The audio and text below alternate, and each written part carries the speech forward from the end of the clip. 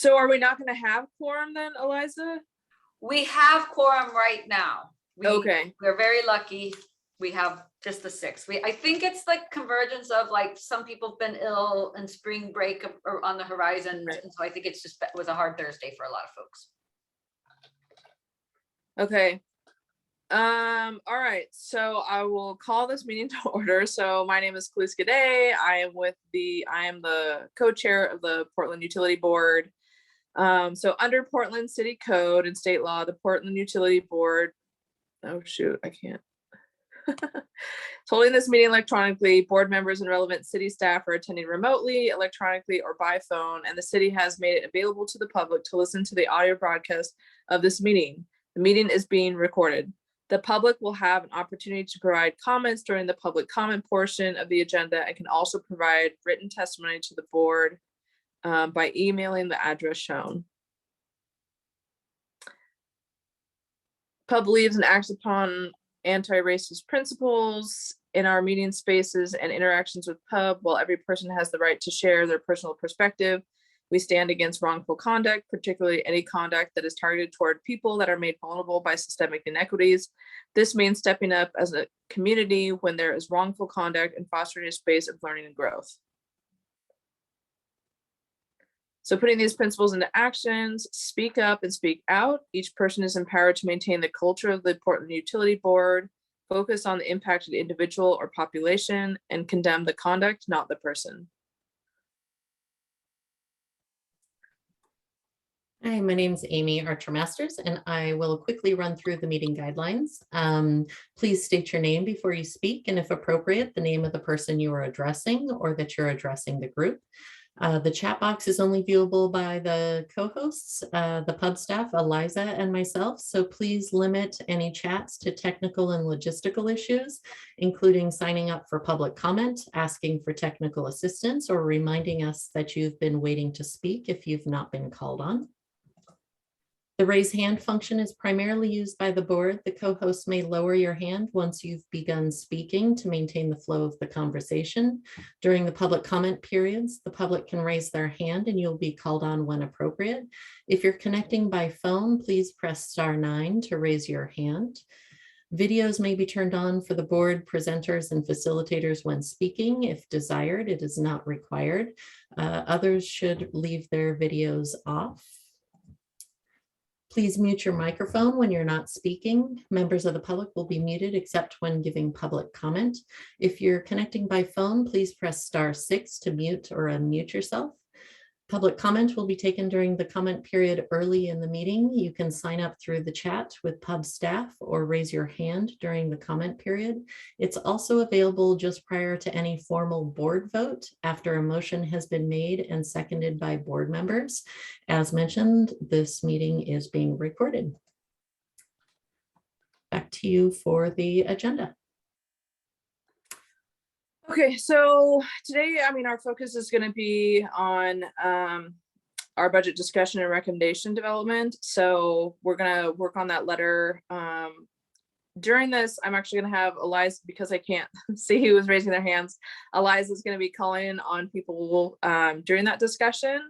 So I will help facilitate, but she will kind of be running the comments for me. And then Amy also will be helping. So it'll be a bit of a team effort today.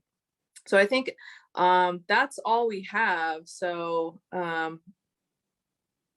if there's anything else, I don't think we have anything else.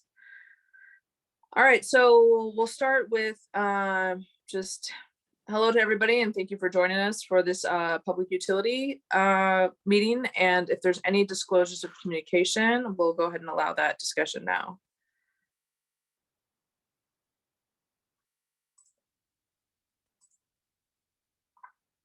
So Eliza, you'll have to let me know if there's any hands. I am not seeing any.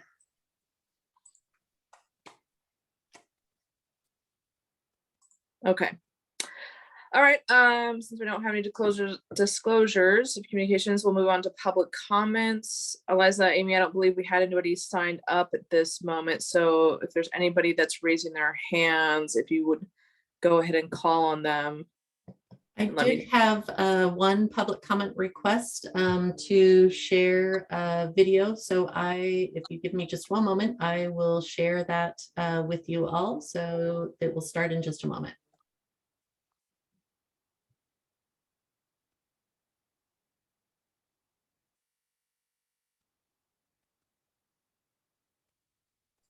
And you should hear audio when I share this. If for some reason it's not coming through, please just let me know.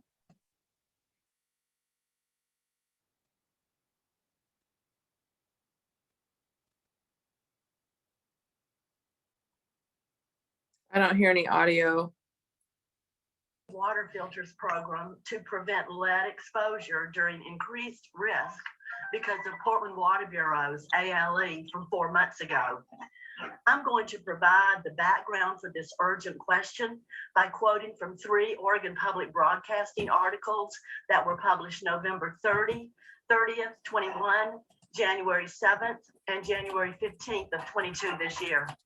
Quote, the Oregon Health Authority asked the city to provide a plan to reduce lead in drinking water after test results showed the highest lead levels the city has seen in 2 decades. The city's results were far above the EPA's action level of 15 parts per billion, but experts stress there is no safe level of exposure to lead, and 15 parts per billion is a regulatory, not a public health threshold.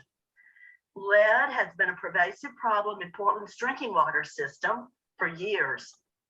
Lead experts say Portland stands alone as the largest major city consistently surpassing the EPA's threshold.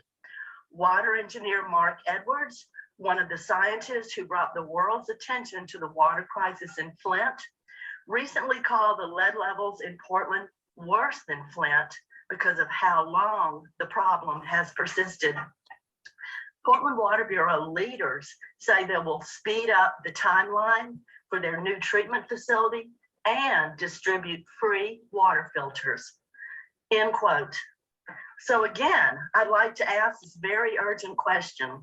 Where is a comprehensive free water filters program to prevent lead exposure during increased risk because of Portland Water Bureau's action level exceedance that happened 4 months ago?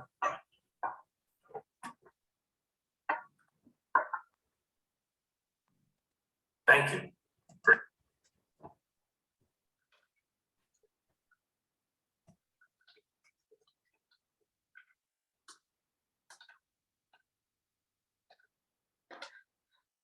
Okay, Amy, so is that the, Yes, that was the end of the public comment. okay, I guess that'll just be noted in the minutes then. Yes. Okay, We have a hand from Sarah Messier and a hand from Tom Lipton. And I'm going to ask people to be super brief because your primary topic today is your budget recommendations. So I assume it's in response to the public comment, but just brief because the future time to talk more. okay, so is it Sarah Messier first then? Okay, go ahead, Sarah. Hey everyone, Sarah Messier from the Portland Water Bureau. I just want a quick response that we have been providing free filters to folks that have elevated high test results since January 14th of 2020.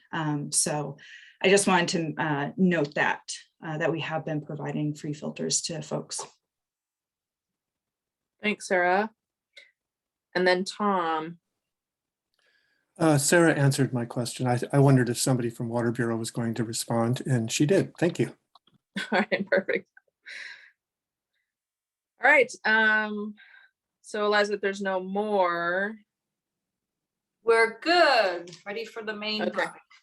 Okay, so do we need to review and approve the minutes though? Oh, yes, thank you.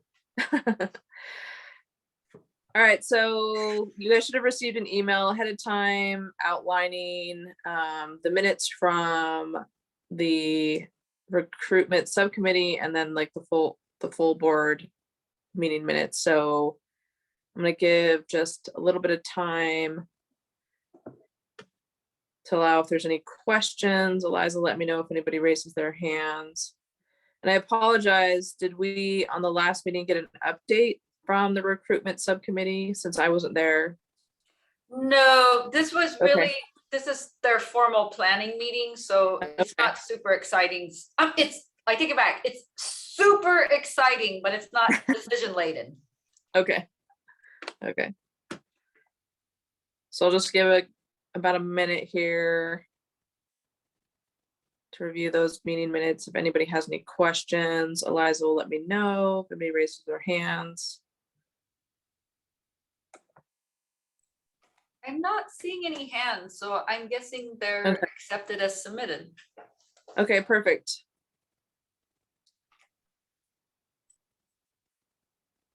Okay, so is this the council work session? Yes, it's a chance for the board to thank Karen and Tom for their excellent work, and Karen who provided the amazing talking points. If Karen wants to, if either one of you want to share any reflections, just a quick moment.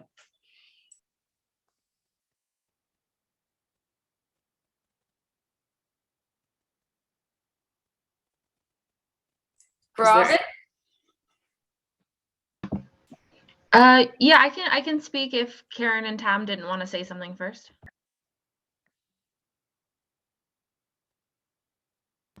All right. So yeah, I just wanted to actually thank both of them. I was able to tune in live and watch that, and I thought that Karen and Tom spoke very eloquently. I could absolutely tell that Karen had a lot of experience on the board, and just watching her speak to council absolutely made me realize how valuable she is to our board, and how knowledgeable she is, and how we definitely need to get a lot of information from her before she is on to the next thing. And to thank Tom for also speaking up, because I was watching it specifically because I wanted to be in that position and maybe speak to council the next time around, and I was definitely nervous. And you both did a great job and definitely made it so it didn't look too intimidating to do in the future. So thank you. Thanks for that, Robin. And also thank you, Karen and Tom. I've had the experience of it, and I think it's less intimidating when it's virtual.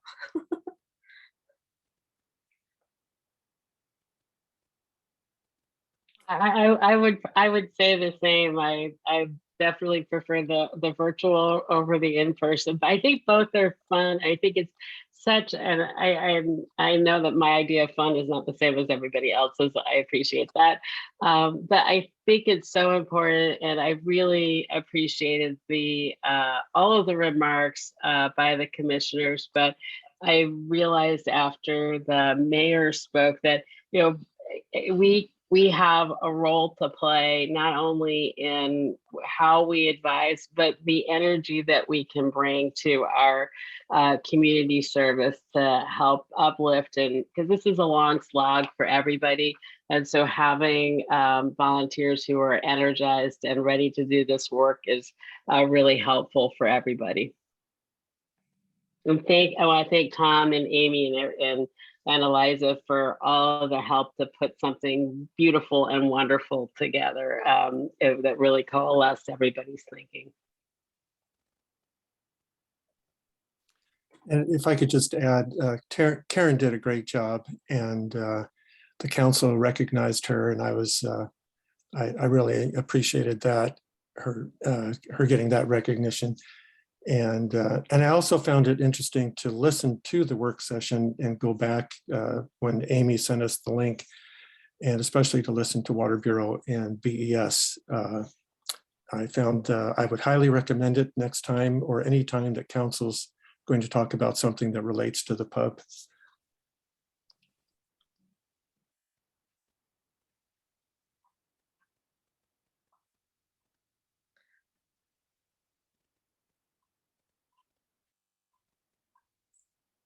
So do we have any other? So I think, I don't know, Eliza, should we mention that we only got these agendas? Oh, I was just texting you all back. Eliza must be picking from the wrong folder. Apparently I sent you agendas, not minutes. So I will put into the record that I will send you the minutes for review for the April meeting. So there'll be a big stack of minutes, but they won't be, they're shorter now because of the videos. So yes, that's all. Okay, so just for anybody who is listening, to clarify, the read ahead material, we actually got the agenda and not the actual minutes, so. Okay, moving on. So we are putting together the recommendations for the letter to council. Timing wise, Amy, I don't know if you want to talk a little bit about. the Yeah, time- we'll come Yeah. back to kind of the future pieces at the Okay. end. So really the focus today, we'll just continue the conversation that we had from the last meeting, which is kind of diving into the specific recommendations. So you got them in the read ahead materials. So we still have the recommendations that you already approved for the verbal testimony, which will carry forward into the written letter as well. And so the focus today is kind of moving on to the ones that you didn't have time to speak to at the last meeting. That's where we'll continue today. And then if there's time, we can come back to diving deeper into any of the others as well. So the goal is to kind of come out of it with any additional ideas around recommendations for the letter. The positive is what's different about this than last time is that you'll still have one final opportunity to kind of see the specific language in the letter because we'll be drafting it between now and your next meeting. So you'll have the actual letter, hopefully by read ahead for the April 5th meeting, and then can do any kind of final cleanup and vote at the April 5th meeting. We hopefully won't have to spend a ton of meeting time so that you can, begin to at the April meeting, move on to policy issues that you have prioritized, but we'll just see how far we get today. So I will pull up the document and we can jump into the recommendations.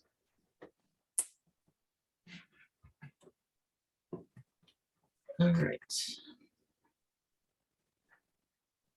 So I apologize since I wasn't here last time. I don't know if Amy or Karen, if you guys want to kind of speak to where we left off since I wasn't able to attend. Is it just these first initial ones that we need to talk about?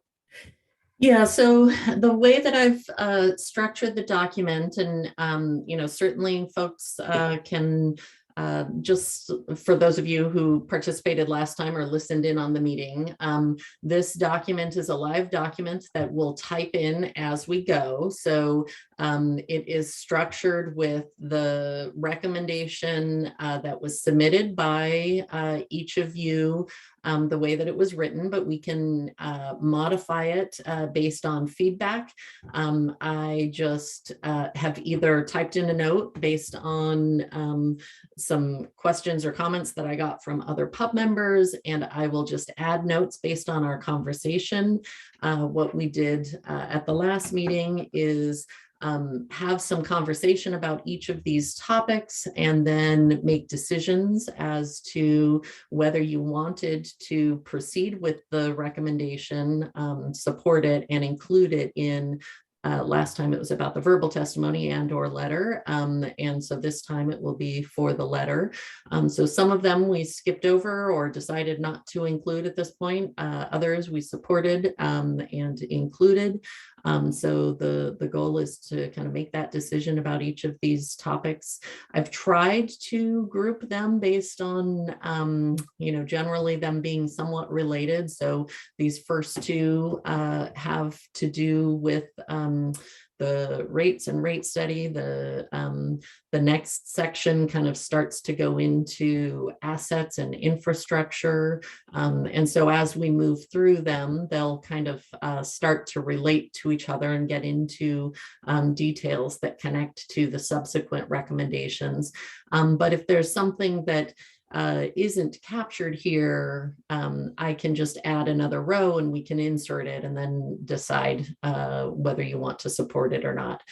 So there were concepts that were added, and then there wasn't enough agreement among the group to decide to include it because there wasn't enough information, or you just didn't have enough to decide that you want to include it in a letter, or it's something that you'll continue to investigate further. So this again is just for this budget recommendation letter. You'll have more opportunities for other policy letters over the coming year. So not everything needs to go in this one letter. So my proposal would be that we just start at the top and kind of work our way down. If we need to jump ahead because of interest in a specific topic, we can do so. Okay, so I guess, so if I'm understanding this correctly, on the left-hand side, that's the recommendation, sort of the wording we want to. So that's the wording that we would start with. So this Okay. first recommendation, and it's probably a little hard for you to see, Kaliska, because of the computer issues. So I can see it. we didn't read them off, but I can. So this first one has to do with rate increases. The one note, Tom did flag that this so this specific recommendation talks about the rate increase, and looking forward to conversation with Commissioner Matz in the coming months. It does talk about the upcoming rate study, but it does make a connection to both water and sewer. And Tom did flag that really if it's about the rate study that BES is doing, that's a BES specific rate. So we may want to adjust that recommendation accordingly, or adjust the wording, so that it's about the BES study and some other future interest in similar work being done at Water Bureau. And then I've added this additional one since the table went out to the rest of PUB, with Tom's recommendation that's more specific to the BES rate study as well. Karen Williams. Thank you, Amy and Kaliska. I was just going to suggest, so first, good catch, Tom, and thank you. And we might fix that problem by saying something like encourages the bureaus as part of the upcoming rate study and other efforts on examining affordability, or something like that. Yeah. Efforts might not be the perfect word, but I think it is important to acknowledge Tom's point that the formal rate study just applies to BES, and we're asking both bureaus to look at other models to fund infrastructure, et cetera, than simply the direct rate charges. Thanks.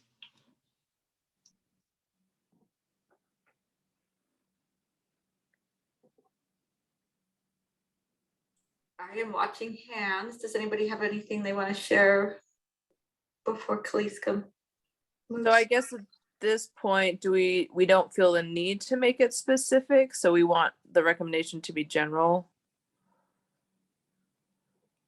Is that what I'm understanding then?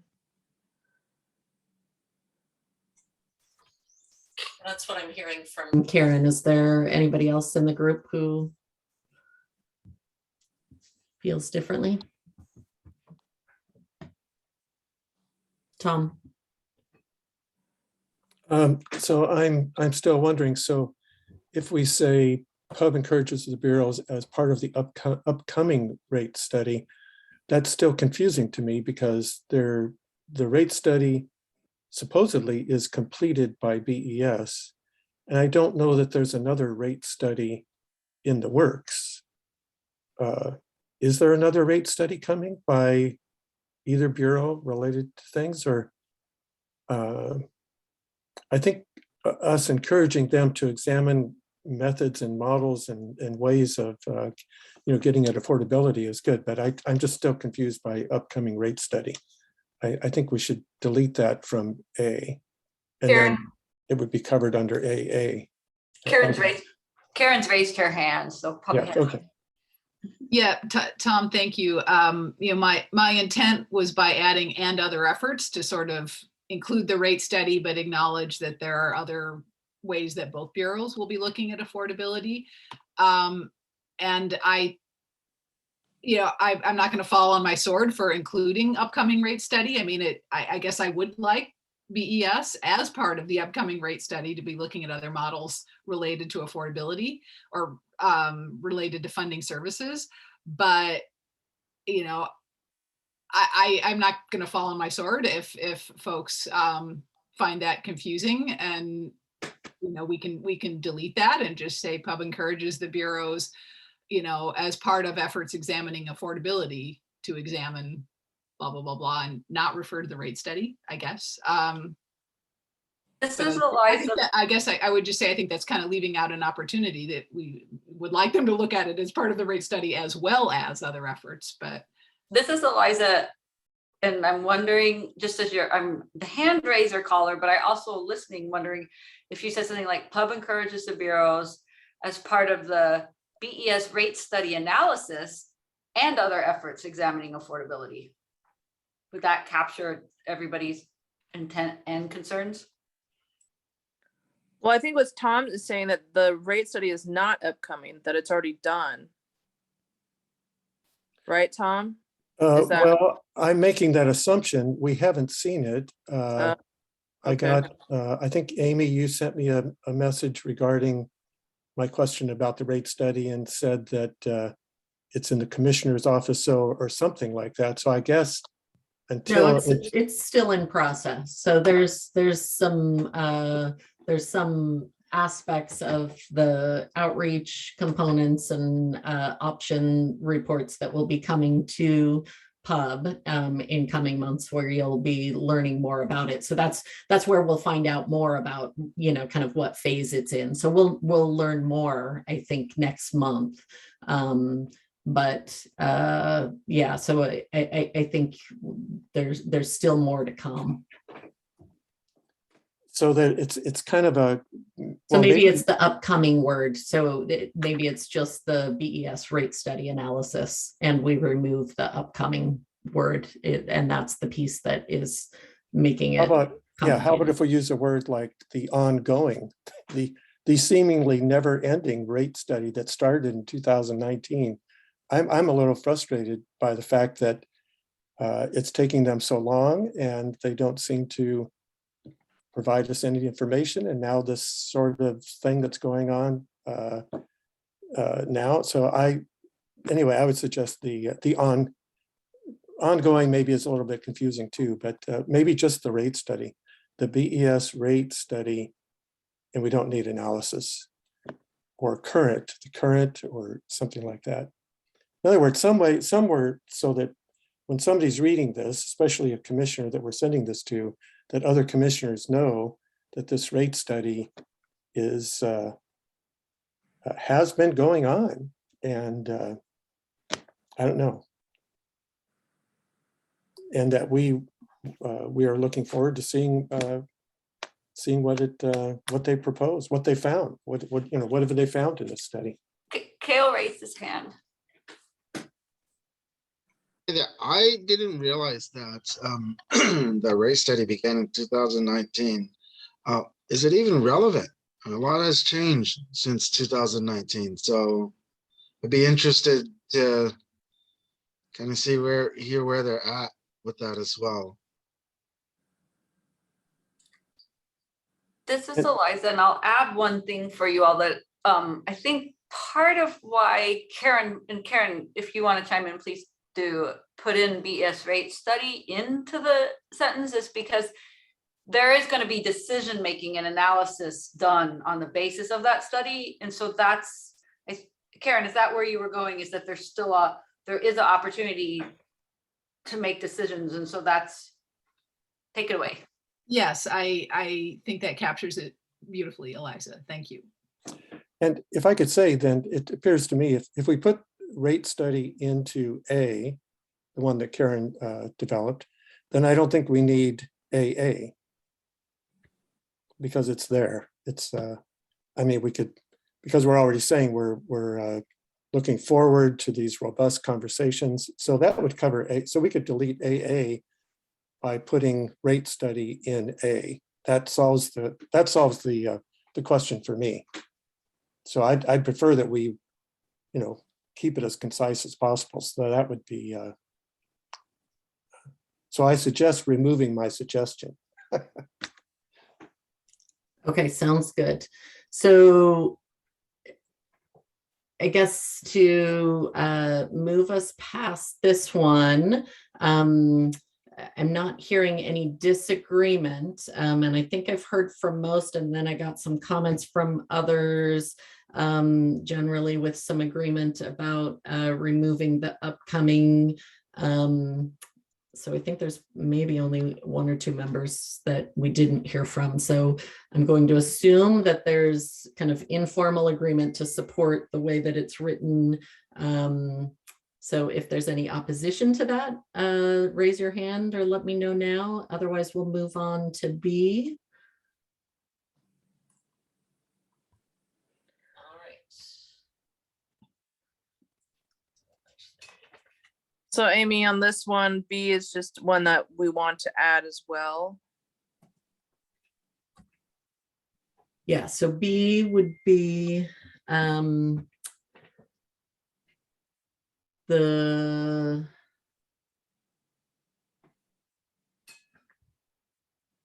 addition of the, Karen has her hand oh raised. yeah, Karen, go ahead. Hi, I thought it might be helpful since I suggested this item just to provide some context about why. Okay. And I will be as concise as I can be. I added, and let me just read a couple sentences for folks that the print may be kind of small. PUB generally supports the Bureau's prioritization of repairing the systems in poorest condition first as a means to protect public health and maintain essential services. We encourage the bureaus to better explain how they manage assets to balance short-term needs with longer-term resiliency planning. And then I provided some examples. Final sentence, PUB recognizes that the bureaus have multiple plans that attempt to balance near and long-term system needs.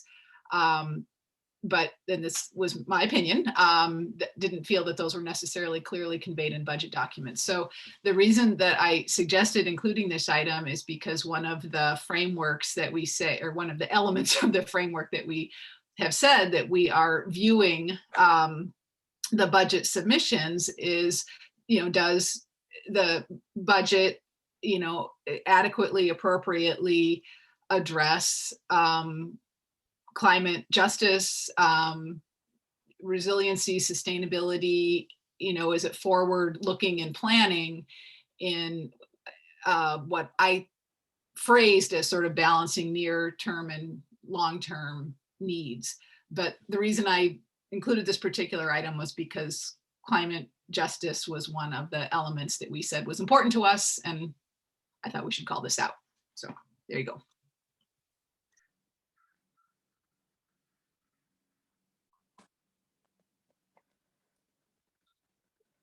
Okay, thanks for that, Karen. So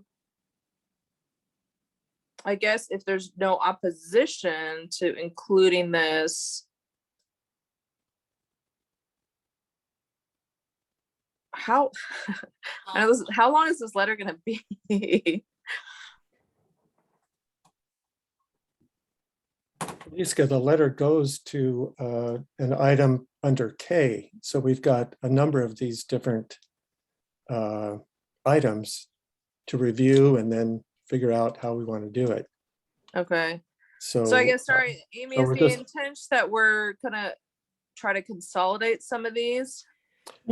when it comes to writing the letter, you know, that's when some of these will get kind of integrated together, you know. Gotcha, okay. The okay. writing process, you know, will probably, you know, the themes end up coming out more clearly. Yeah, that some of that duplication will get weeded out in that process. Okay. Okay, so I guess if there's no opposition, then we'll include this as part of the letter as far as a recommendation. Tom?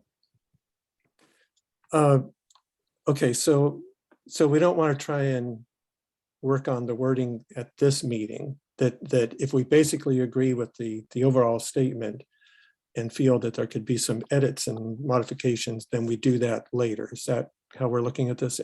Well, if there's Everybody? a concept, you know, or a major element that's missing, then, you know, I'd like to capture that now, because between this meeting and the next one, we're not going to have meeting time to wordsmith. So, but if there's, you know, a wordsmithing element that you feel is important, that's something that you could send me some of that content just directly by email outside of the meeting. So if it's, but if it's, I guess it's a difference between whether it's a policy statement or whether it's just wording. Okay, well, just a quick comment. What I've noticed regarding all of the items, not just this one, is that so we're looking at the budget and we're talking about working with the bureaus. As we did in A, we talked about working with the bureaus and asking them to look for ways to do things. And then here we're looking at asking the bureau to balance. So we have a budget that we're reviewing, and it strikes me that I'm just that we're being general, and I agree with the statement, but I don't know how city council will be able to use it as they're looking at the budgets and saying, for instance, add this or cut that. So are we saying add or cut? We're telling them to balance, and they've already given us what I suspect they believe is a balanced, good budget. So so I'm a little bit, I'm wondering how we're conveying something that they'll be able to use. And I don't, and again, like I said, I agree with this, but I don't know how they're going to use it specifically as it relates to these budgets.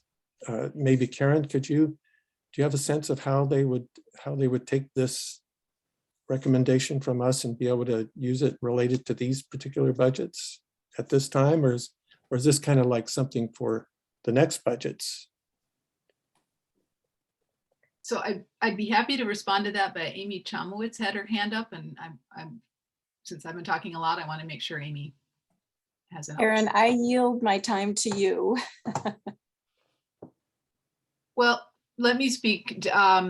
Yes, I'd be happy to speak to that. So I crafted some of these, well, anyway, what you see before you and some of the other recommendations, because I felt it was PUB's job to reflect on the budget as a whole, as it was submitted to us, and well, or as it was submitted, period, and all the documents contained therein, and reflect on, you know, generally do the elements that are called out in the budget fit within the values that we have professed are important to us and of highest priority to the board.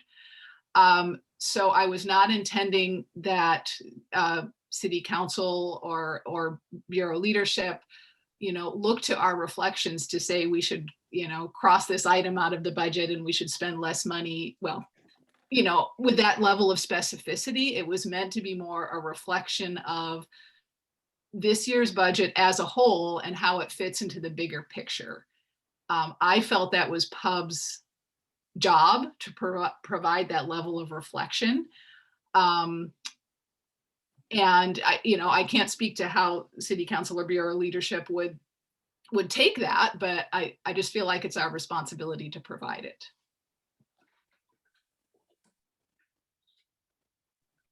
Thanks, Karen. And I agree. And as I look at this more and I read it more, I see it's got depth in it that relates to what you just said. And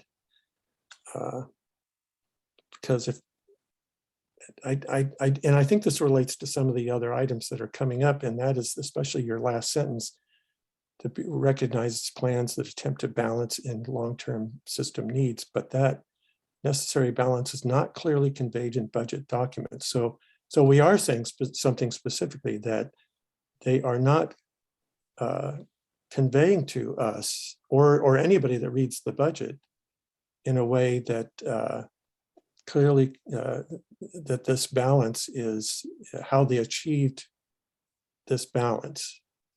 And I agree. I found, and I think this relates especially to, I found there's no way to understand why they give $30 million for something or $50 million for something else, and they can't take $1 million or $2 million out of some of those types of things. Anyway, just so okay, I get it. I think it's a good statement. I'm sorry, I'm kind of slow, so but I get it now, and it sounds good.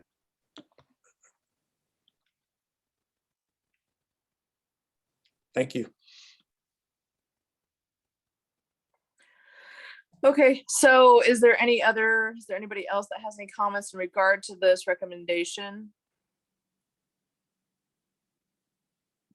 Eliza, do you see any hands? I'm not seeing hands, and there's folks who haven't spoken. So if you feel like you want to speak on the next couple of ones, please do. Okay, so this one, Karen Williams, pub supports budget prior to apply equity impact. Is that the capital park plan?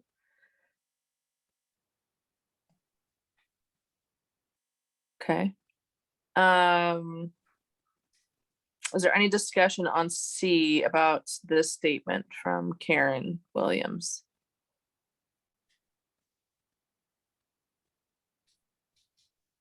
I'm not seeing any hands. If anybody has a concern about the statement, please raise your hand. Otherwise, you can, I think we'll assume general support. Okay. Not seeing hands.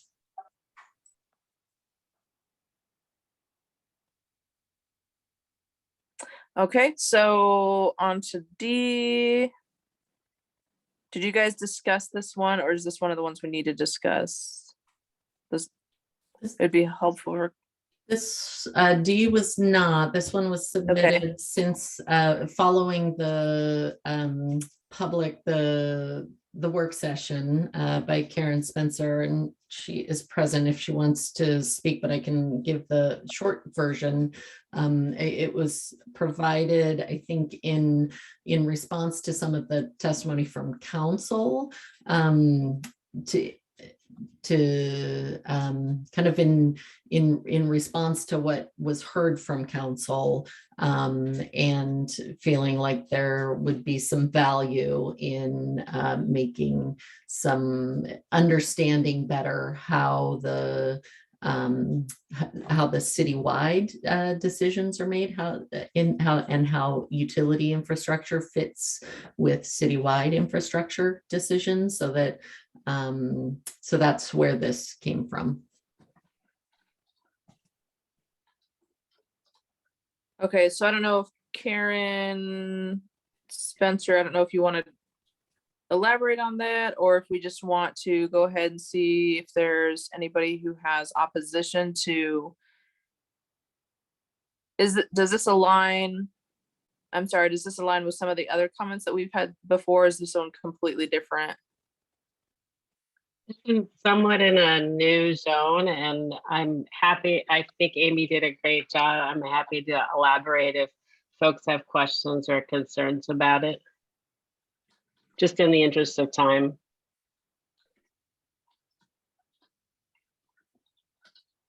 Karen Williams.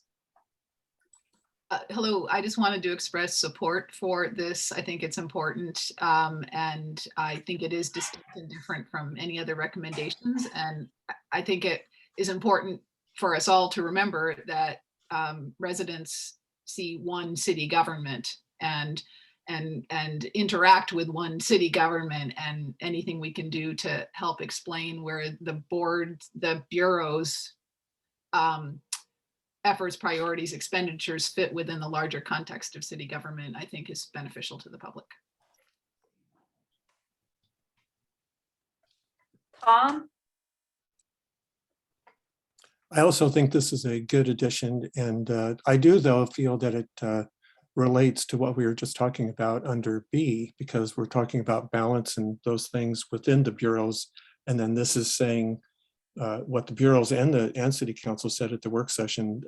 And I think it's really important for us to support that looking at decisions being made at this citywide scale.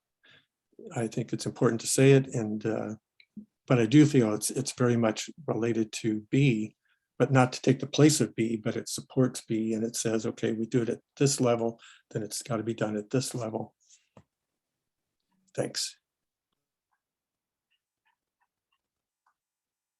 Okay.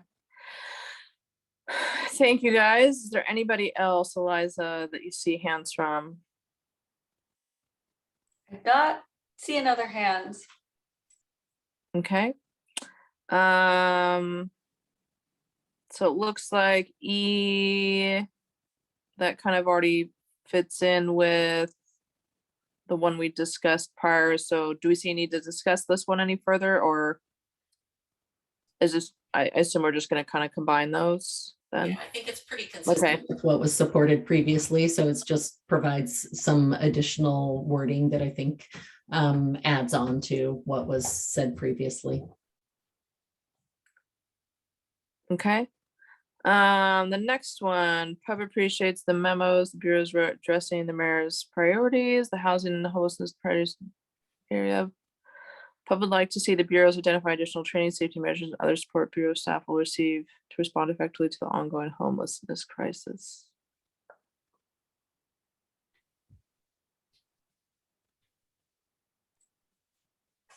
Does anybody have a comment or concern on that one?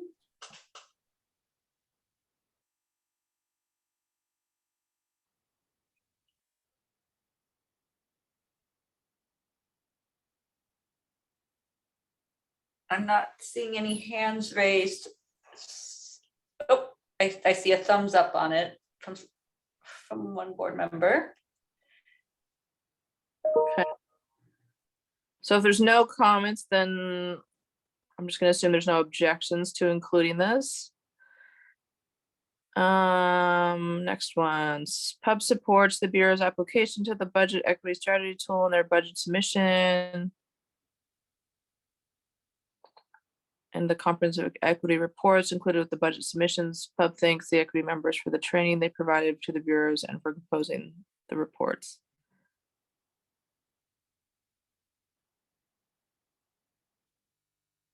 Any objection to this?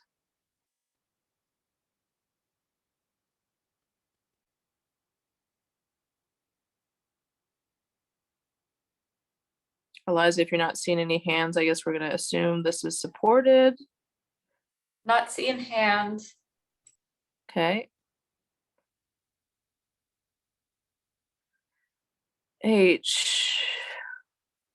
Let's see. Pub appreciates BS's development of the equity dashboard, which just aggregates personnel data by race and gender.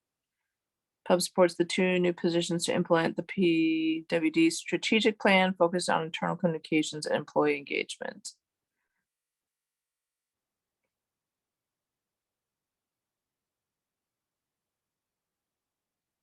Okay, any opposition here?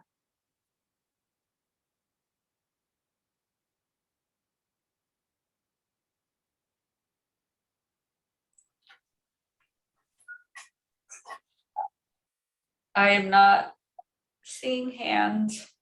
Okay. Pub encourages the bureaus to look at the need for increased low-income assistance as an opportunity not a medium risk. Pub encouraged the Bureau exploration of means to fund low income assistance besides rate increases such as federal and state assistance and grants. As well, Pub supports the PWD's plan in the 2023 fiscal year to review the residents' bill discount program and crisis vouchers to align with equity goals. I don't know, Karen Williams, is that just in the parentheses? Yes, Kaliska, the my observation was indeed just that.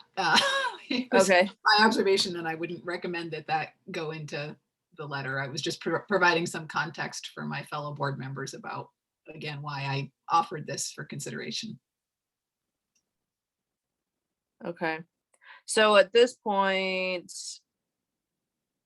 the bureaus have not specifically, besides, it looks like Portland Water Bureau, BES has not specifically said anything towards looking into low income assistance. Kaliska, this is Karen. Again, I was just, this was meant to be an acknowledgement of something that was called out in the budget and just providing some reflection on how it was framed.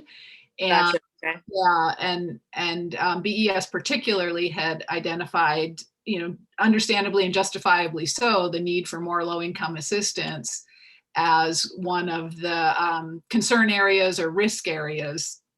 Or I think headwinds was the way it was phrased in the presentation, and it was merely just a statement on, you can view something as a challenge or an opportunity, and recognizing the need for providing more low-income assistance, may be seen as an opportunity to increase efficiency and delivery of services and expand communications more effectively, and all those good things that come with what happens when you're faced with a challenge. So it was just really a reflection and nothing more. There's no specific recommendation to do anything different in the budget. Gotcha. Okay. Okay. So I'll just kind of open it up to the floor if there's anybody that has any discussion points or questions about this.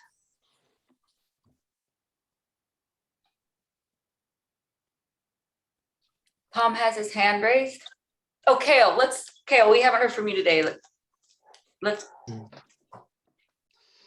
Actually, I just wanted to ask for some clarification. So when they say the PUB encourages the bureaus to look at the need for increased low income assistance as an opportunity, not a medium risk, what are they, what do they mean by not a medium risk? Like as of helping out low income household is potentially a burden? Is that? Kaliska, is it okay if I respond? Yeah, go ahead. Yeah. Yeah, Kale, again, forgive me, again, these are my words. This is Karen Williams speaking, and this was just merely my reflection on how I saw the Bureau's highlighting of the need for more low income assistance. And it was framed in the budget letters and documents as this is a headwind, or this is a risk. And I think that's one way to look at it. And I was just suggesting that another way to look at it is an opportunity to do things better. Okay. So again, these are my words. They're not the Bureau's words. And I was not meaning to imply that providing low income assistance should be viewed as a burden at all. It was actually the opposite, is what I was suggesting. Okay. Yeah, I agree. We should be looking at it from a lens of opportunity to help families. I just wasn't sure. So thank you for the clarification. Thanks, Karen. And I guess, Tom, did you still have a comment? Yes, I just wanted to say that as we're talking about the rate study above, and then we're talking here about low income, and I believe that it's my opinion that the current rate structure, especially for stormwater drainage fees, is inequitable and it hurts low income. So that's my opinion, but I haven't seen the rate study and none of us have.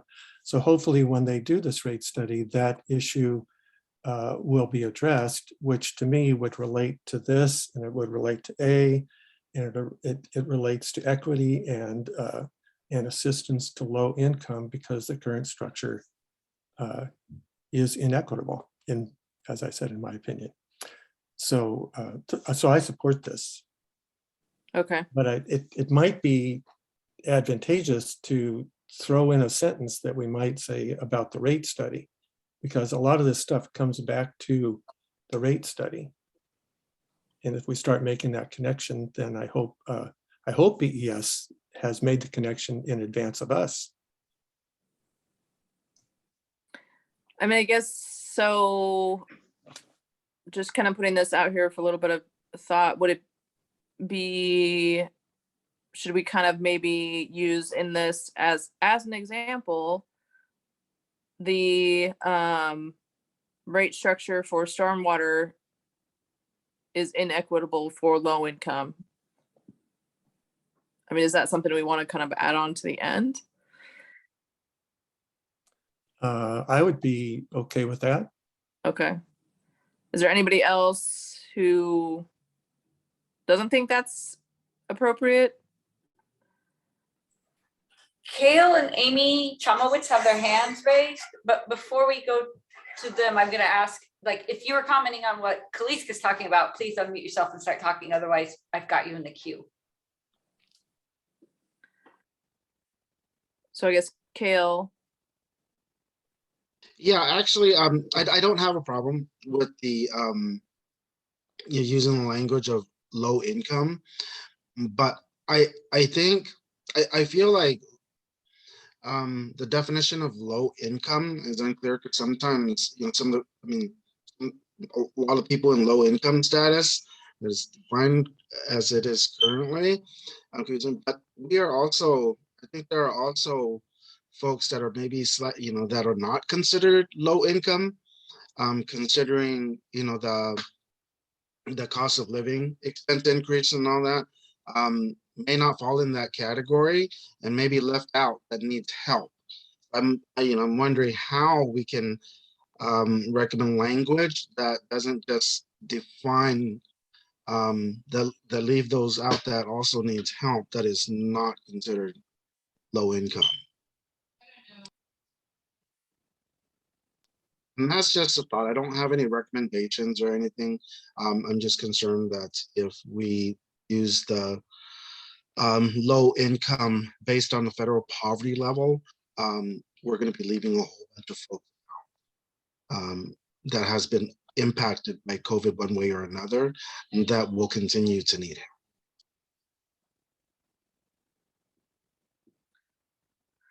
So then are you suggesting that maybe we just take out the word low income and just put increased assistance? Yeah, I think that leaves it more open for us, for them to determine, okay, who can get what type of help. And this is Eliza, and I noticed that Robin had put a thumbs up while Kale was talking. So not to put Robin on the spot, but if you had a thought that you wanted to contribute. I think the term low income is important, but I definitely understand what Kale is trying to say, which sounds like just in these dire times, we have to expand maybe what is considered low income. And if we're just using federal poverty lines and we're not expanding on the realities of our time and the intersectionalities that could force someone to need assistance, like we definitely need to address that. And I think it is important to say low income though, but maybe to expand on it.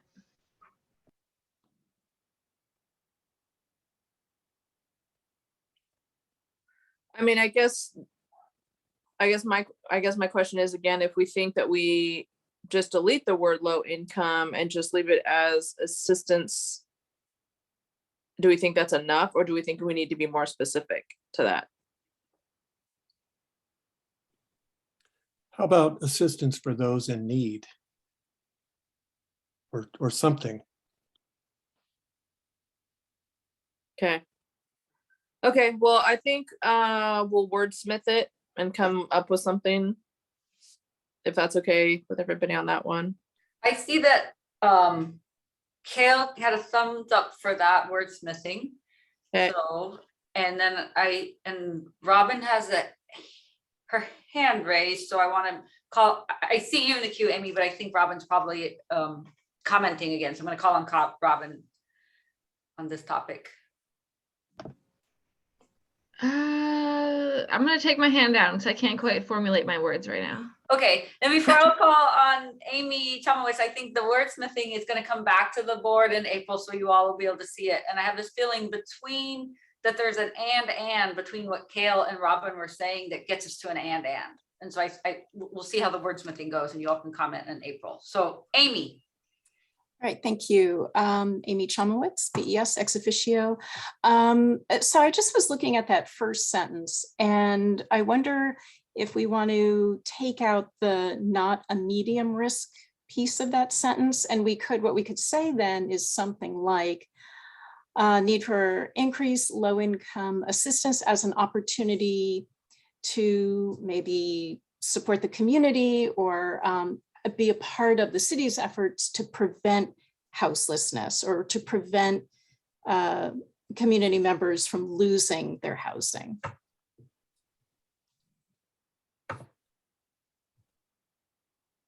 There's a thumb up from Karen Williams. How do other people feel? Do you want to give a thumbs up or a hand raise if you want to comment? Well, I guess so. My comment on this, sorry if I'm interrupting hand raise because I can't see, but I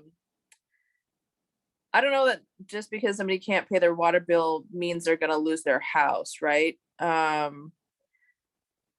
like what you're saying, Amy, but I wonder if it's more of an opportunity to help somebody like during this time of, I don't want to say turmoil. My words aren't going to come to me right now, but maybe just like, because we all know the effect that, I mean, there's been inflation's at like 8% almost. Salaries haven't raised. So I wonder if there's a way to sort of encompass it as far as just during this like hardship, or because I don't know, I guess I don't want to necessarily be specific to houselessness. I think we're trying to be specific to everybody, right? So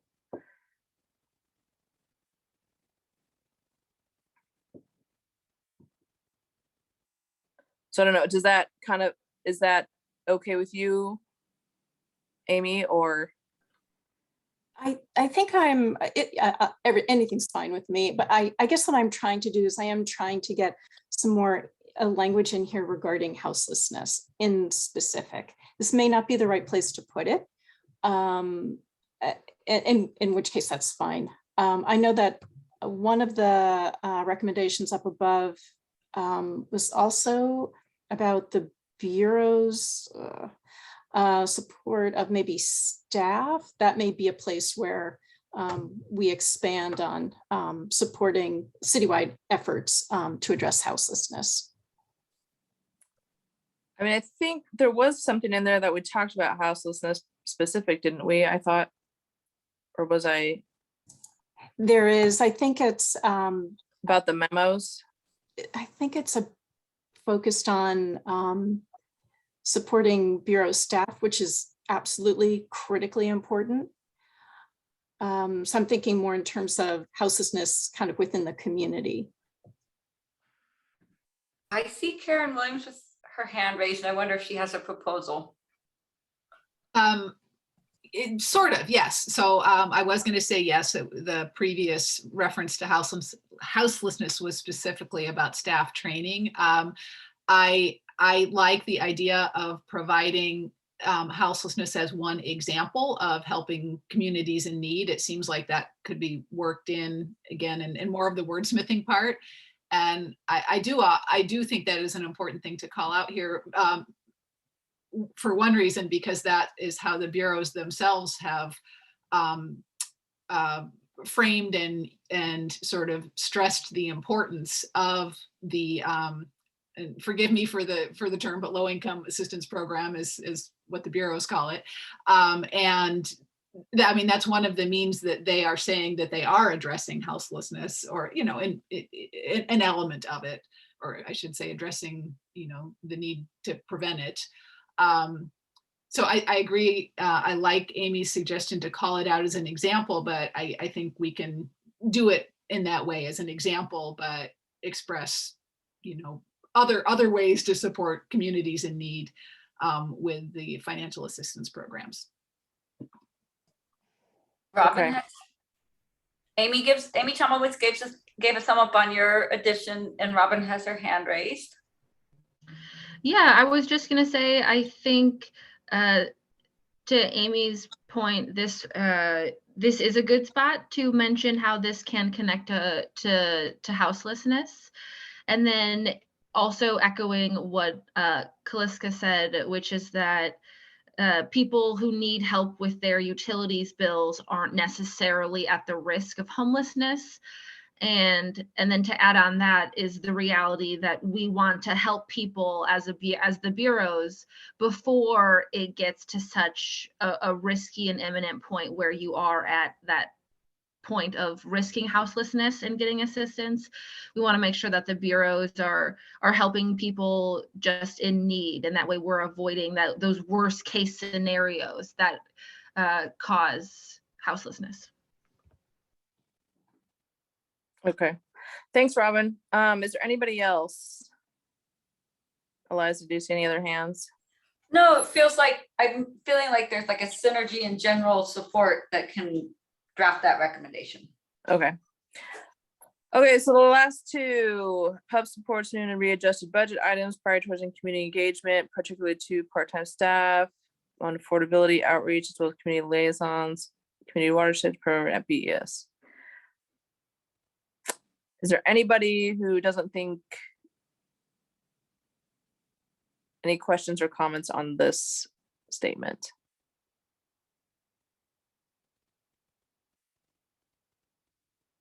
Eliza, do we have any hands? I am not seeing any. Okay. So the last one, pub appreciates 6 shared performance goals related to affordability as an example of effective interbureau collaboration. Any questions or clarifications for this statement as well?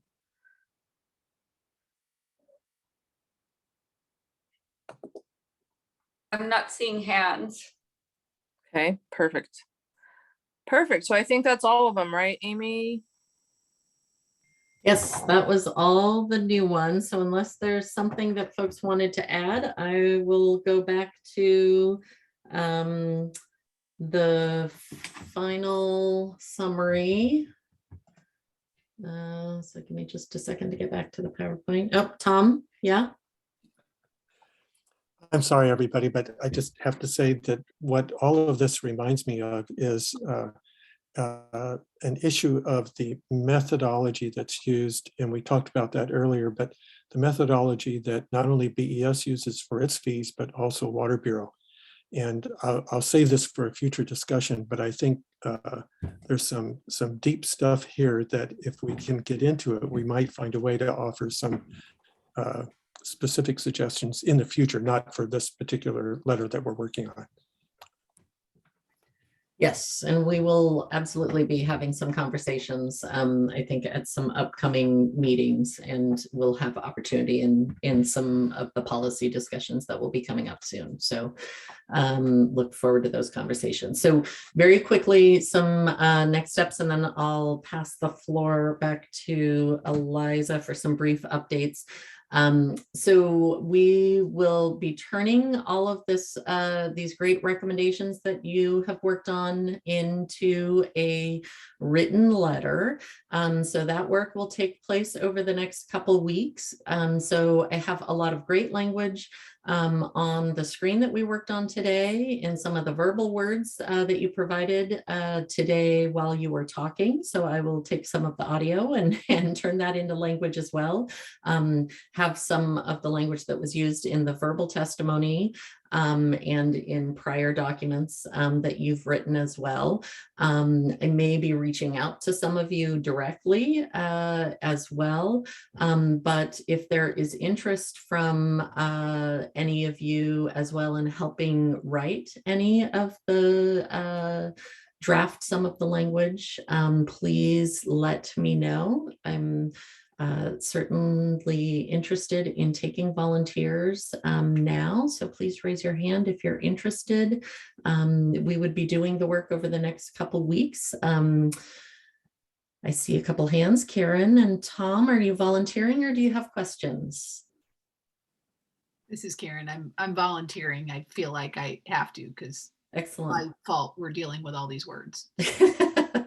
Excellent. Tom, you as well? Yes, I'm volunteering. Okay, great. All right, so I will connect with both of you and we will do some work over the next couple of weeks. The rest of you, I may still reach out to you if there was anything that was said and I feel like I want some wording from you or any of the folks who weren't here as well. Sometimes I will still reach out just to pull some of your eloquence and in helping craft something. And then you will see a draft of the letter by the read ahead in preparation for the April 5th meeting, because that will be where we'll do the final review, any final edits and sign off on the letter. So that is the goal. The next opportunities or potential opportunities for budget input as well. If the mayor decides to invite PUB as he has in the past, often has a meeting with just a couple PUB members one-on-one or just with a couple of you just to meet directly and have more of a conversation with PUB member or chairs and or PUB members to talk about your priorities, values, and recommendations. That typically happens at some point in April, usually is a meeting of about 15 to 30 minutes with him and some of his lead staff. It was canceled last year because of the complicated nature of the pandemic and his schedule. So I'm not sure what his schedule will be like this year, but if that does happen, then of course we'd want to kind of hone what that conversation would look like. And then of course, the rate hearing takes place in May. And so that is another opportunity for verbal testimony and or a written letter to be provided directly to council when they're doing the formal rate hearing at their public hearing in May. So those are the next steps. Any questions about that?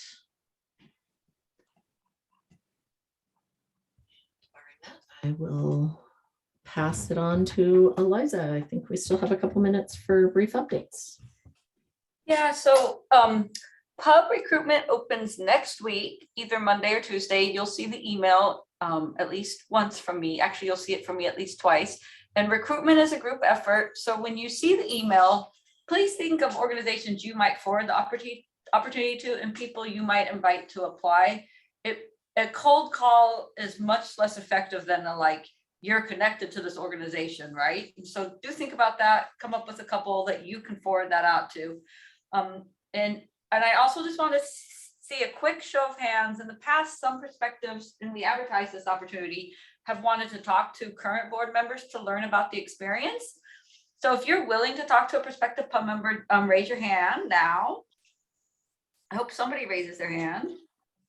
So I'll raise my hand physically since I don't know that I how to raise my hand. So I've got Karen, Kaliska, and Tom. And so the way I'll do it is just round robin alphabetically. Oh, and Robin, yay. And I'll ask the people who are absent today. And that was it on that. Oh, Kale, I think that's also yay. So round robin, Kale's gonna be up first if someone asks, given that his name begins with C. And so And Kale, did you have a question or you're just volunteering? I want to make sure I don't miss a question. Well, I'm just volunteering. Yay, thank you. I think that's really helpful. So again, recruitment is everybody because your network is broader than your pub staffs. So send that out far and wide, tell people it's a good opportunity. We are processing the honorariums. There should be movement in the next couple weeks. So it's moving forward. So thank you all for getting those in.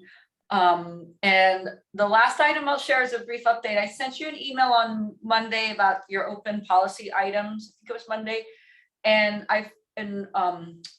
the workforce work that Karen, Spencer, and Teresa are going to report back on is going to be a relatively high priority because Karen's term is ending and it was a high priority for the board. So that'll be slotted in soon.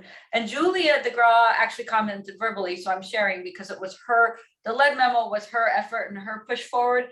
She said she would prioritize above it finishing walking through the debt recovery because you're partway through. And so unless anybody objects, I think that's sort of the order we're going in forward. And you can talk to me afterwards or email me if you have concerns about that order or thoughts. And then I think our next one is an item it's been on our docket for a while. It's on the next slide.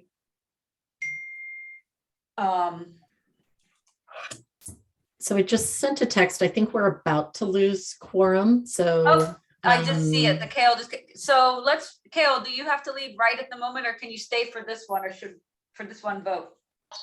I can stay for a little Okay. bit. So this has been on your docket for a while and it went through several iterations because it took individual feedback from the board and then consultation with the attorneys and with labor. So it's a fully vetted statement and it's the one I sent ahead and read ahead. And if you want a refreshment, it's long, but it's on the next slide. And if anybody's comfortable making a motion to adopt this, the purple just shows the most recent final change. If anybody's interested in adopting this and getting this into your public record, you could make a motion, somebody could second it, and you could discuss it. All right, I'm turning it over. Karen Williams. Karen Williams, voting member and co-chair, and I move that the board adopt the statement. I will second it. Kaliska, do you want me to call on people because I can see the numbers and you can't? Yeah. Or do you want, or maybe Karen Williams, oh, wait. Karen Williams, you could do that, can't you? Sure. Yeah, this is Karen Williams. I don't see any hands currently, but the motion is on the floor for discussion.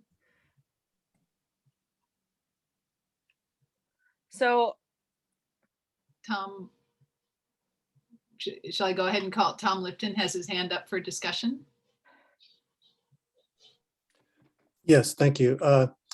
I agree with everything in this letter, but I don't agree with sending it. I don't think we should send it, but I do agree with what we said. So it might be kind of a irony, something. yeah, I guess The clarification is, and maybe this is some of the confusion, is the proposal is not to have it be sent, but to have it put into your public record in minutes so that, because there was a lot of groundwork that Karen Spencer and Julia did working with the attorney so that in the future, the future boards will know what your options are. And Karen, Spencer, do you feel like adding anything to that? I think that you summarized it correctly. It does feel like it's a little past, but I think it's important to have this on record and for us as a board to have an understanding of what our options are. so. If I'm reading this correctly, kind of the second to last, it says that the board collectively should take a neutral stance. Is that correct? That is correct. Individual Okay. board members may do something separately, but as collectively as a board, and it makes sense because these things are so fast moving and so detailed, it's hard to really interject. I mean, we find it difficult enough just to do the budgeting once a year and that seems fast moving. So basically what we're kind of asking is those who agree, I mean, there's people who, if they don't feel like they want to, they can abstain. Is that right, Eliza? Or,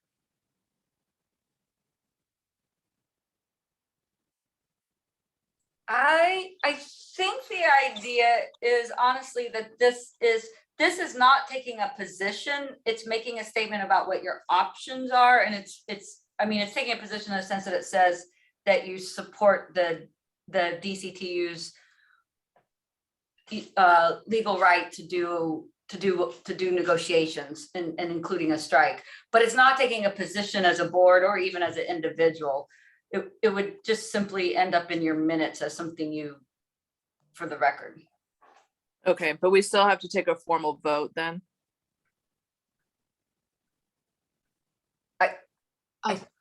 I'll just note Kale has his hand up and may have something he'd like to say for discussion purposes. So I was under the impression that this is a statement or a letter that we're going to be sending.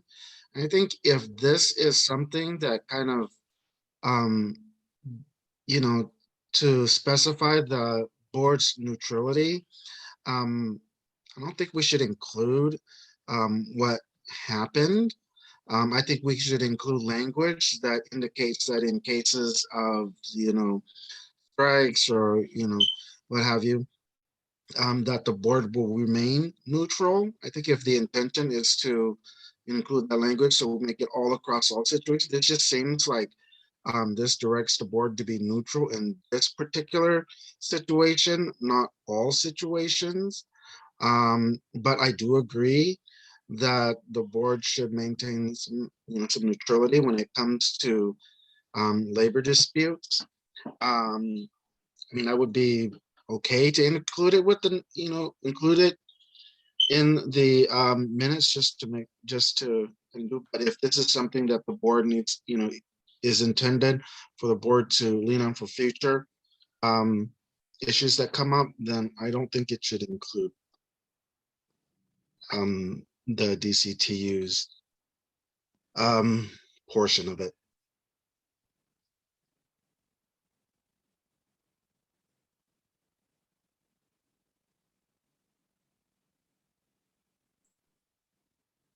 Karen, because Karen Williams made the motion, I'll call on her first and then Karen Spencer. Thanks, Eliza, and thanks, Kale. I respect absolutely your recommendation. I would say that I do think it's important to leave in the reference to the action that prompted us to examine this issue and to make this statement. I do think it's important for context, and I don't think the reference to the February actions and events, we are merely referencing that they happened. We are not stating an opinion one way or the other about how things turned out. But I do think it's important to leave it in for context and for future boards to understand how this issue came to us and why we chose to make a statement at this time.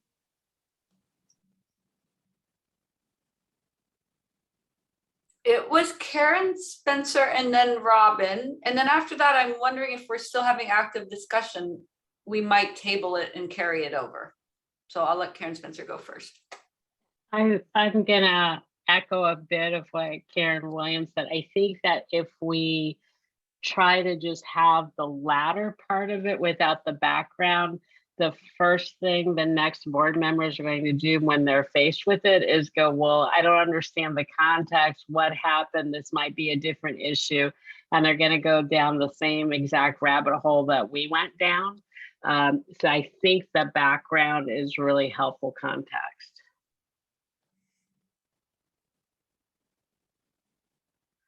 Thanks, Karen. I think Robin, you're next. Robin had a comment. Yeah, just that I don't know that I can vote in favor or against this, just not knowing enough, and maybe wanting to sit more on what a statement like this is actually saying. And that's just like, I'm taking a cautious approach, but also kind of a little bit of apprehension in the idea that the community brought up that labor policies are part of the Bureau policies, which is part of what the advisory board discusses here. And so it kind of feels like we don't necessarily have a lawyer on pub, maybe we do, who can explain like, if like we're taking the city's lawyer's recommendation at face value is essentially where I'm feeling. And I don't know that I personally would agree with that.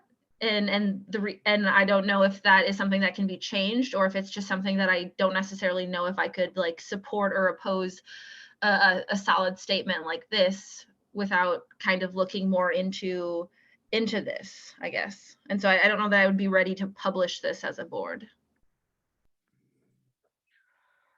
Okay, so it sounds Elias that maybe we just table this and we'll carry this over till the next meeting. That sounds fine. Okay.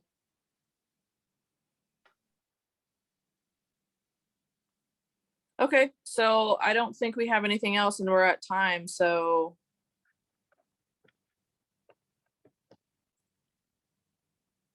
So I think for the next one, we'll just talk about the finalization of the letter. Right? On the Yep, next one. we'll have, the budget letter will be finalized, and then there'll be a very brief preliminary report overview from BES. And any small items that come up. Okay. Can I just ask real quick, if we have that rate study presentation, could they send us something in advance of the meeting so that we can be better prepared? And the more detail, the better, as far as I'm concerned. They can give me the whole 200-page report.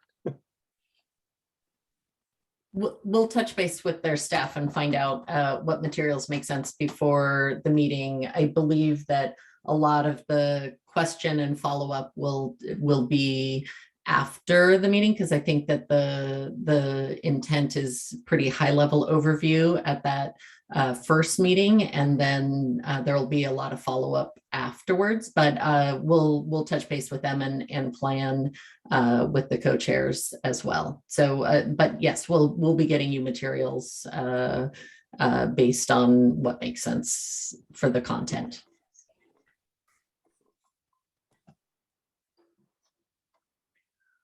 Okay, so I think with that, the meeting is adjourned.